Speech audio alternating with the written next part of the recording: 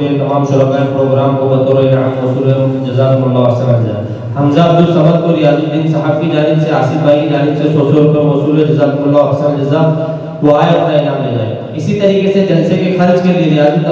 ریاض الدین صاحب کی جانب سے 1000 روپے موصول ہوئے، جزاکم اللہ احسن الجزا۔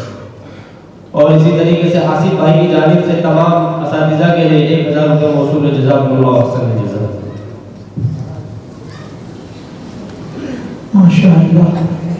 ہمیں جیسے دوسرے اشعار کو سنتے رہتے ہیں، صحابہ کی شان میں اشعار سننے سے ایمان میں بڑھوتری اور ایمان میں گرمی پیدا ہوتی ہے، اس لیے یہ بھی ایک اچھا عمل ہے اور ایک دینی عمل ہے۔ اس کے بعد ہم دعوت تقریر دعوت خطاب دیں گے ابو بکر نعیم اللہ کو کہ وہ اس عنوان پر تقریر کرے، کیا خبر تھی کہ چلا آئے گا الہاد بھی ساتھ۔ یعنی اس کی تقریر کا جو خلاصہ اور نچوڑ ہے وہ یہ ہے کہ عصری تعلیم کے ساتھ ساتھ دینی تعلیم بھی ضروری ہے۔ صرف اگر عصری تعلیم یعنی اسکول ایجوکیشن رہے گا تو دین برباد ہونے کا عین امکان ہے۔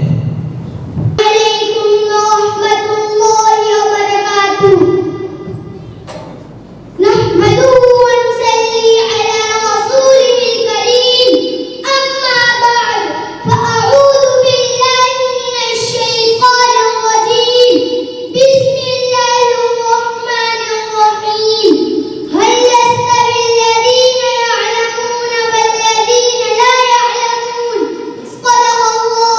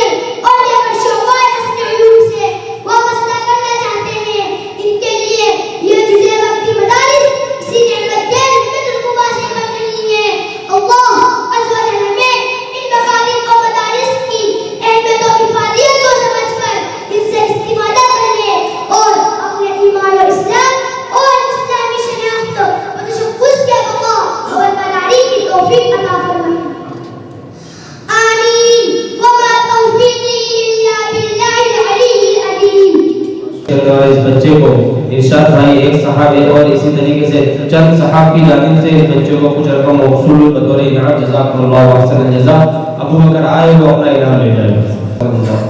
اسی طریقے سے تمام شرکاء پروگرام کے لیے مقبول بھائی کی اہلیہ کی جانب سے 200 روپے، صابر حسین صاحب کی جانب سے 500، واحد علی صاحب کی جانب سے 500، کلیم اللہ نعیم اللہ دونوں بھائیوں کی جانب سے 500 اور ندیم بھائی برحان دونوں کی جانب سے 100 روپے تمام شرکاء پروگرام کو بطور انعام. شرکاء پروگرام کے لیے فیروز بھائی کی جانب سے 500 روپے موصول و جزاکم اللہ احسن الجزاء. اس بچے نے زبردست تقریر پیش کی، تقریباً 15 منٹ اس نے تقریر کی ہے، اور یہ ایک ایسی جگہ ہے جہاں آنے کے بعد بہت سارے بڑے بڑے لوگوں کے پاؤں کپانے لگتے ہیں،